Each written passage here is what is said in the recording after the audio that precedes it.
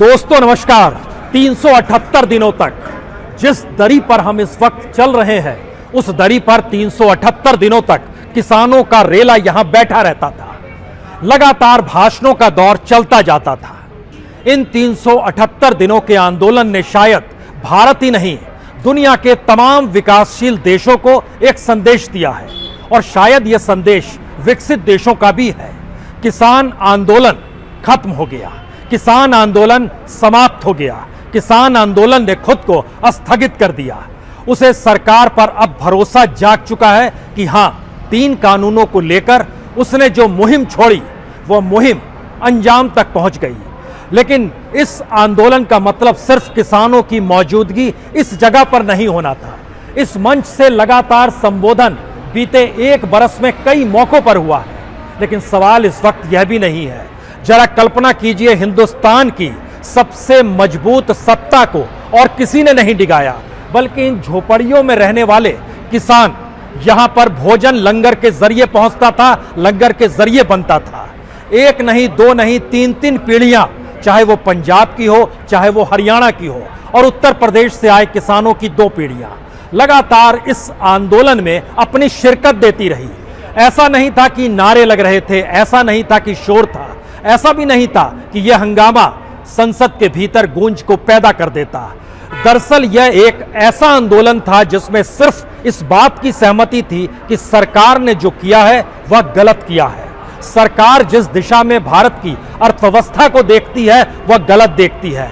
भारत में कृषि के सुधार के नाम पर जो भी एग्रीकल्चर रिफॉर्म को लेकर इस देश के नीति आयोग ने जो रिपोर्ट तैयार की, नौकरशाहों ने जो उस पर कागज काले किए, और सरकार ने पार्लियामेंट के भीतर जो ठप्पा लगा दिया, किसान अपनी बेबसी और अपनी मासूमियत के साथ लगातार 378 दिनों तक आंदोलन करता रहा। दुनिया भर के भीतर में यह संदेश पहली बार गया कि भारत का किसान एकजुट है। पहली बार यह संदेश गया कि भारत का किसान एकजुट होकर अपने संघर्ष को अपनी जीवटता के साथ और अपने ही स्वावलंबन के साथ 1 बरस तक कर सकता है। इस देश की पॉलिटिकल पार्टियों का भी समर्थन शुरू में नहीं था। वो पार्लियामेंट के भीतर जब 3 कानून किसी तरीके से पास हो रहे थे, नहीं होने देने, इन परिस्थितियों में पॉलिटिकल पार्टी की जद्दोजहद जरूर बरकरार रही। लेकिन अपने तरह से किसानों का ये आंदोलन न सिर्फ सरकार को घुटनों पर ला देगा, बल्कि जिस आर्थिक सुधार के मद्देनजर कृषि अर्थव्यवस्था में सुधार का जिक्र किया गया, उसमें भी परिवर्तन लाने की दिशा में सरकार को सोचना होगा।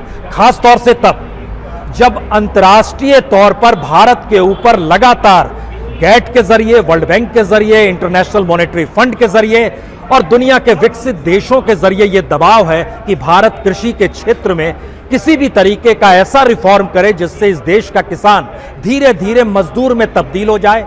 किसानों की जमीन का उपयोग जो कॉरपोरेट है वो अपने तरीके से करे। सवाल सबसे बड़ा यही शुरू होता है कि आज हम उस खाली मंच के सामने जरूर खड़े हैं, यहां पर खाली दरियां जरूर हैं, लेकिन पहला सवाल इस देश के भीतर में पॉलिटिकल आता है। माना यही गया कि राजनीतिक तौर पर किसानों का यह आंदोलन बीजेपी को हार दिखाएगा। माना यही गया कि किसानों का यह आंदोलन विपक्ष को एकजुट कर रहा है। माना यही गया कि इस देश के भीतर में जो आर्थिक संकट लगातार गहरा रहा है, उसकी अगुवाई करने के लिए कहीं इस देश में किसान ना निकल पड़े। किसानों ने खामोशी बरती, किसानों ने एकजुटता दिखाई, किसानों ने अपनी सामूहिकता का बोध कराया। किसान एक लगातार में 378 दिनों तक अपनी मौजूदगी का एहसास देश दुनिया को कराते चले गए। तो क्या यही आंदोलन की सफलता है, या फिर इस दौर में इस देश की अर्थव्यवस्था डामाडोल हुई? इस देश के भीतर में पार्लियामेंट में जो सवाल देश की अर्थव्यवस्था को लेकर और एग्रीकल्चर और इंडस्ट्री को लेकर लगातार उठते थे, वह भी धराशायी होने की परिस्थितियों में आ गए।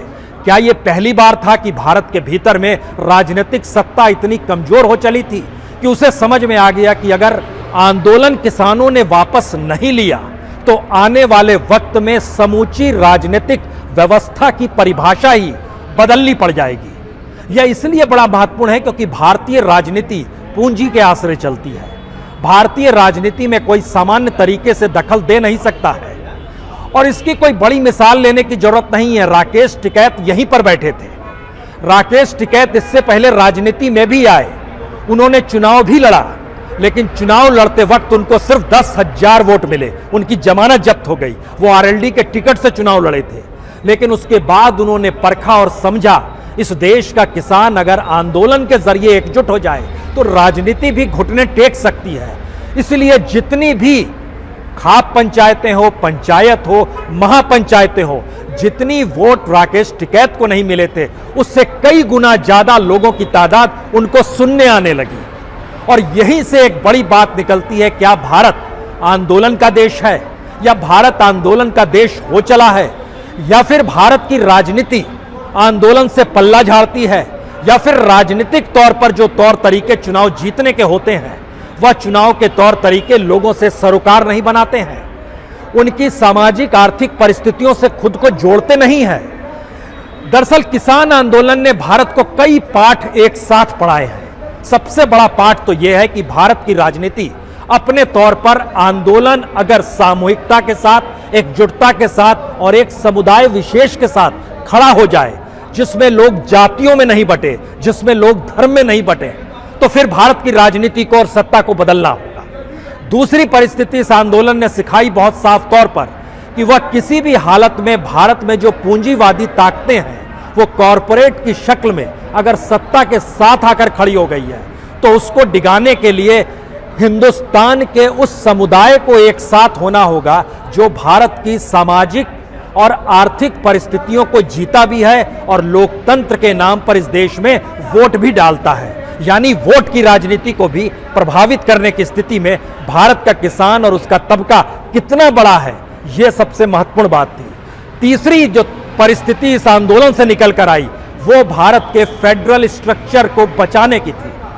फेडरल स्ट्रक्चर का मतलब बहुत साफ था कि भारत में खेती राज्यों के हिस्से में आती है, लेकिन मोदी सत्ता ने उसे अपने हाथ में ले लिया और कहा कि हम पार्लियामेंट से रिफॉर्म करेंगे, और जो रिफॉर्म नहीं हो रहा है इसीलिए कृषि का योगदान भारत की जीडीपी में लगातार पिछड़ता चला जा रहा है। ध्यान दीजिए, जीडीपी में एग्रीकल्चर का योगदान सिर्फ 14% है, लेकिन भारत की 62% जनता एग्रीकल्चर पर निर्भर है। और ये आंकड़े कोई इसलिए बड़े महत्वपूर्ण हैं क्योंकि जब प्रधानमंत्री किसान सम्मान निधि में 2,000 रुपए और साल में 6,000 रुपए डालते हैं तो वो आंकड़े बतलाते हैं कि 14 करोड़ किसान, अब कल्पना कीजिए कि 14 करोड़ किसान परिवार, इसका मतलब क्या हुआ? इसका मतलब है कि भारत का बहुसंख्यक तबका किसानी करता है, खेती करता है, और खेती और किसानी को आप अपनी अर्थव्यवस्था से अलग थलग नहीं कर सकते हैं।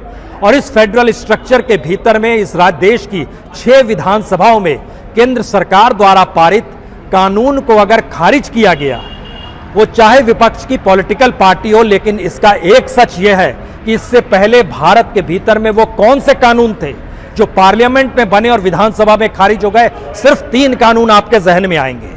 तो क्या किसानों के आंदोलन ने पहली बार राजनीति को भी ये पाठ पढ़ा दिया कि आपके सरोकार इस देश के लोगों के साथ होने चाहिए? क्या पहली बार इस देश की अर्थव्यवस्था में ग्राउंड जीरो पर एग्रीकल्चर को लेकर आइए, खेती को लेकर आइए, क्या यह भी पाठ पढ़ा दिया गया? हो सकता है।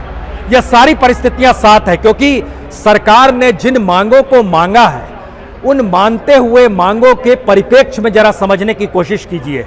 बिजली को लेकर सरकार ने सहमति जता दी जो किसान कह रहे थे, और कहा गया पार्लियामेंट में इस बिल को नहीं रखेंगे। पराली को लेकर अंतर्राष्ट्रीय तौर पर सवाल प्रदूषण के उठते रहे और उसको लेकर सुप्रीम कोर्ट ने भी एक रूलिंग दी।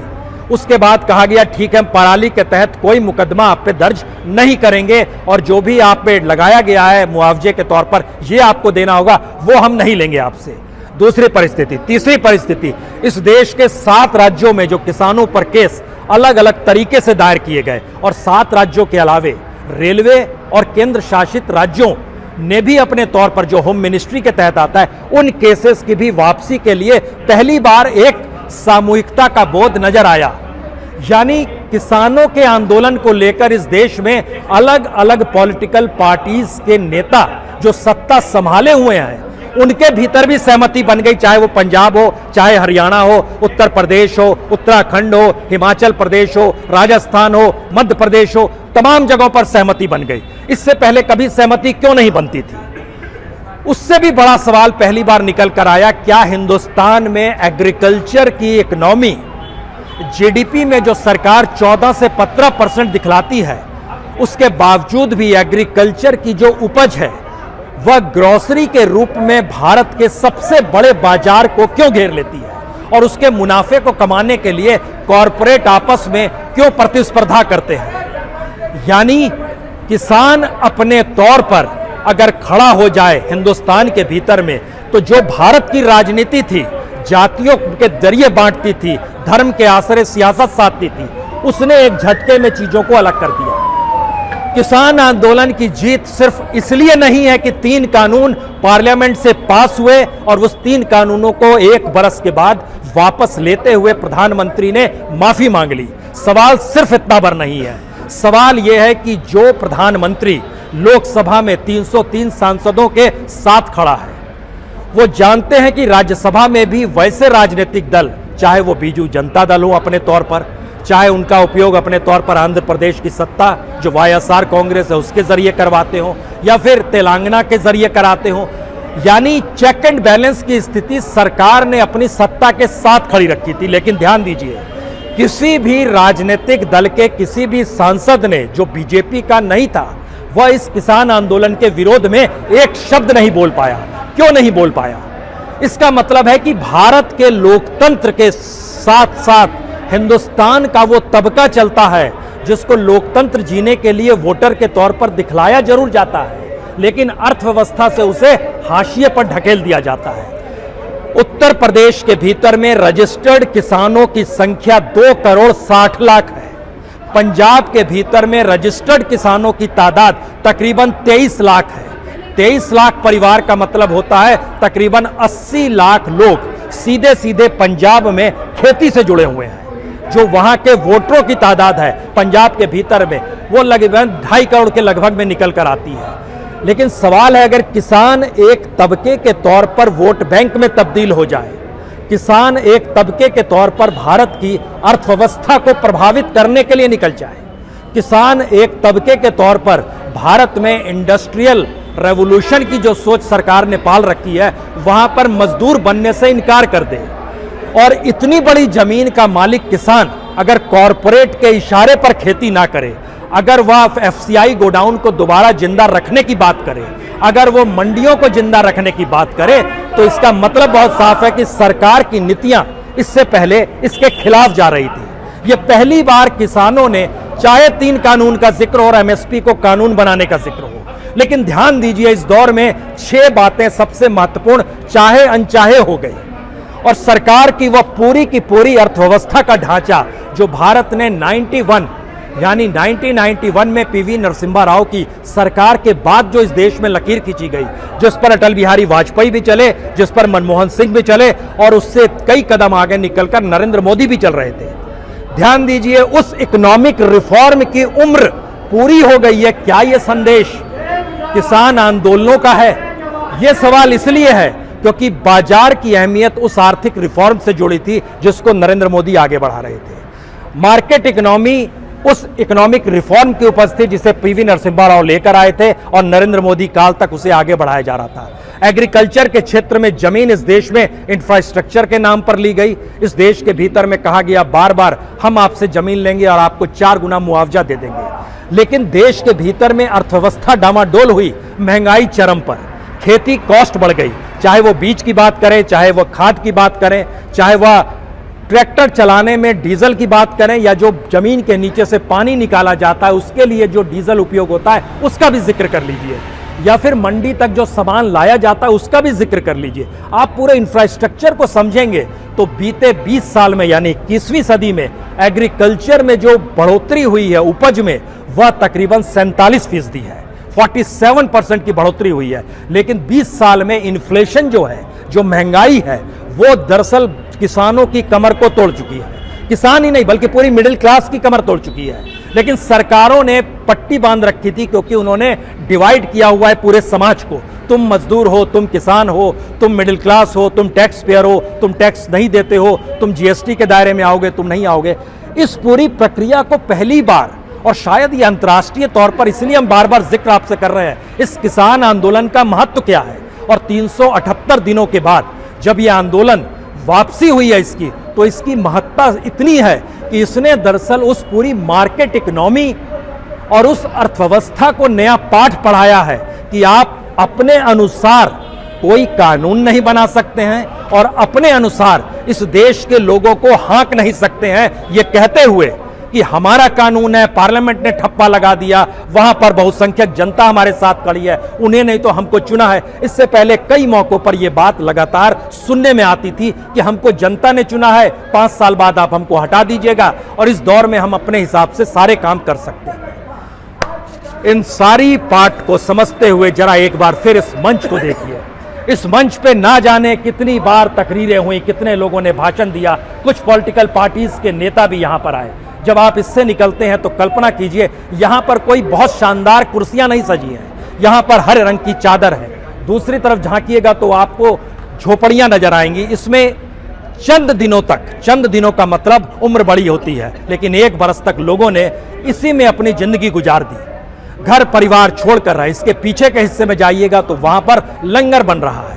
अब आप कल्पना कर सकते हैं कि गांव से बोरे में भरकर आया हुआ आलू, गांव से भरकर आई हुई दाल, चावल, आटा, यह आंदोलन को ताकत दे रहा था, या फिर इस देश के भीतर में पहली बार किसान ही नहीं बल्कि कई पीढ़ियों का किसान समझ चुका था कि अगर अब पीछे हटे तो आने वाली पीढ़ियों को 2 जून की रोटी भी मुहैया कराना मुश्किल होगा। यह इसलिए मुश्किल होगा क्योंकि इस देश ने इस दौर में देखा प्रवासी मजदूर महानगरों में मरने को तैयार नहीं था, शहरों में मरने को तैयार नहीं था, नंगे पांव सही, उसको कोई वाहन नहीं मिला, घरों को लौट रहा था। वहां पर पनाह दी किसानों ने, खेती ने, ग्रामीण जीवन ने। यह सच है भारत का, और भारत के इस सच को अगर सत्ता जुठलाती है तो जुठला ले, चाहे वो पार्लियामेंट के भीतर जुठला ले, चाहे राष्ट्रपति से कानून पर हस्ताक्षर करके जुठला ले, चाहे वो सुप्रीम कोर्ट के जरिए कानूनों पर मुहर लगाकर और कोई एक कमेटी बनाकर जुठला ले। लेकिन सच यही है कि देश नागरिकों से बनता है, सत्ता से नहीं बनता है। और किसानों की शायद ये सबसे बड़ी जीत है, और इतिहास में हर कोई कहेगा अपने आने वाली पीढ़ी को, हाँ हमने उस आंदोलन को देखा था। बहुत बहुत शुक्रिया, बहुत बहुत शुक्रिया, बहुत बहुत शुक्रिया।